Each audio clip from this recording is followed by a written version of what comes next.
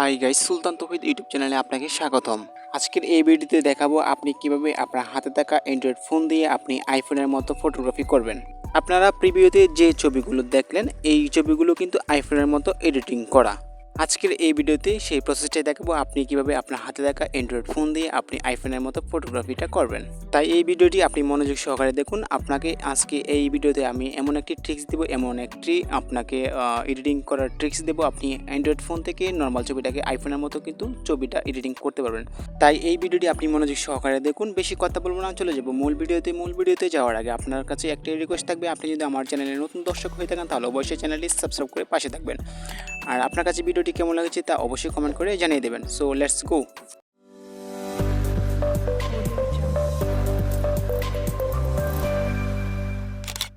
Welcome back. আইফোনের মতো photo editing করার জন্য আমাদের অ্যান্ড্রয়েড ফোনে দরকার হবে দুটি অ্যাপ্লিকেশন, একটি হচ্ছে গুগল ফটোস আর একটি হচ্ছে রিমিনি। সো আমরা এখান থেকে যে কাজটি করবো, আমরা এখান থেকে সর্বপ্রথম গুগল প্লে স্টোরে চলে আসবো, কারণ গুগল প্লে স্টোর থেকে কিন্তু এই অ্যাপসগুলো ডাউনলোড করতে হবে। সেটার জন্য আপনারা গুগল ফটোসে প্লে স্টোরে চলে আসবেন। প্লে স্টোরে আসার পর আপনারা এখানে সার্চ করবেন গুগল ফটোস, দেন আপনারা এখান থেকে এই অ্যাপসটিকে ইনস্টল করে নেবেন। দেন তারপর দ্বিতীয় নম্বরে এটি হচ্ছে রিমিনি। সো আমি এখান থেকে রিমিনি অ্যাপসটিকে আপনারা এখান থেকে ডাউনলোড করে নেবেন। সো আমার আগে থেকে ডাউনলোড করা আছে। সো আমি সর্বপ্রথম চলে যাব গুগল ফটোসে চলে আসলাম। গুগল ফটোসে আসার পর আপনারা এখানে দেখতে পাবেন সবগুলো আপনার ফোনে থাকা গ্যালারিতে যত ছবি থাকবে সবগুলো গুগল ফটোসে শো করবে। সো আমি এখান থেকে যে কাজটা করব, আমি যে ছবিটা এডিটিং করব সেই ছবিটা আমি এখান থেকে সিলেক্ট করে নিচ্ছি। সো আমি এই ছবিটা সিলেক্ট করলাম। তারপর এখান থেকে আপনার নিচে দেখতে পাচ্ছেন বেশ কিছু অপশন, আপনি এখান থেকে এডিট দেখতে পাচ্ছেন নিচে, আপনার এডিটে ক্লিক করে দিবেন। অপশনটিতে ক্লিক করার পর আপনারা দেখতে পাচ্ছেন বেশ কিছু অপশন। আপনার ছবিটা যদি নর্মাল হয়ে থাকে তাহলে আপনি এখান থেকে ছবিটাকে হাই কোয়ালিটিতে রূপান্তর করার জন্য আপনি এখান থেকে ইনহ্যান্স দেখতে পাচ্ছেন, আপনারা ইনহ্যান্সে ক্লিক করবেন।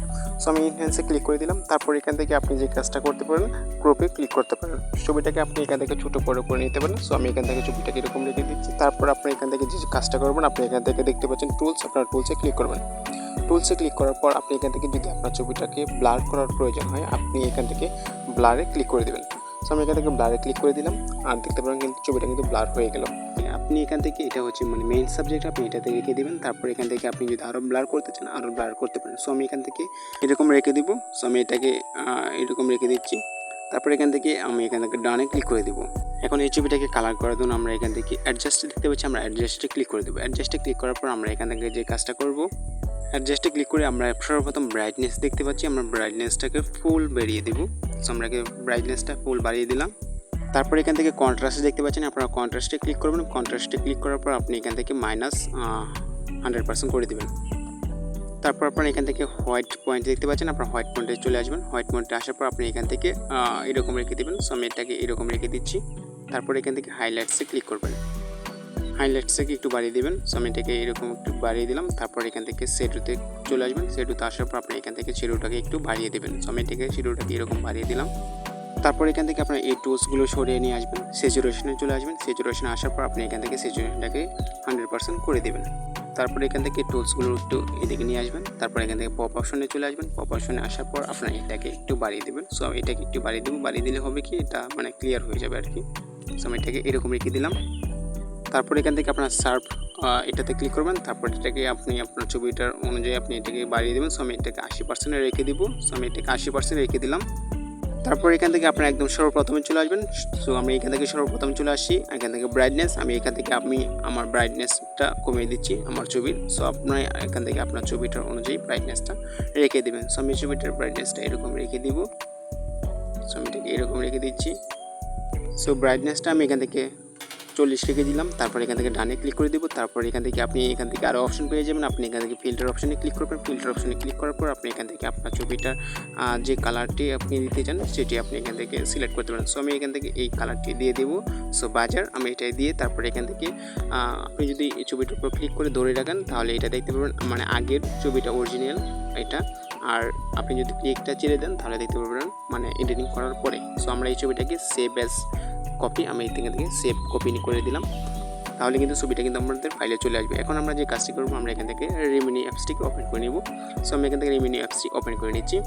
রিমিনি অ্যাপসটি ওপেন করার পর আমরা এই মাত্র যে ছবিটি সেভ করলাম আমরা এই ছবিটি এখান থেকে সিলেক্ট করে দিচ্ছি। সো আমি এই ছবিটি এখান থেকে সিলেক্ট করে দিচ্ছি। তারপর এখান থেকে আপনি দেখতে পাচ্ছেন এনহ্যান্স, আমি এখান থেকে এনহ্যান্সে ক্লিক করে দিচ্ছি। এনহ্যান্সে ক্লিক করার পর ছবিটা আপলোডিং ইমেজ হচ্ছে, মানে ছবিটা একটু টাইম নিয়েছে। সো তারপর এখান থেকে আমি এখান থেকে রিমিনি করে নিলাম।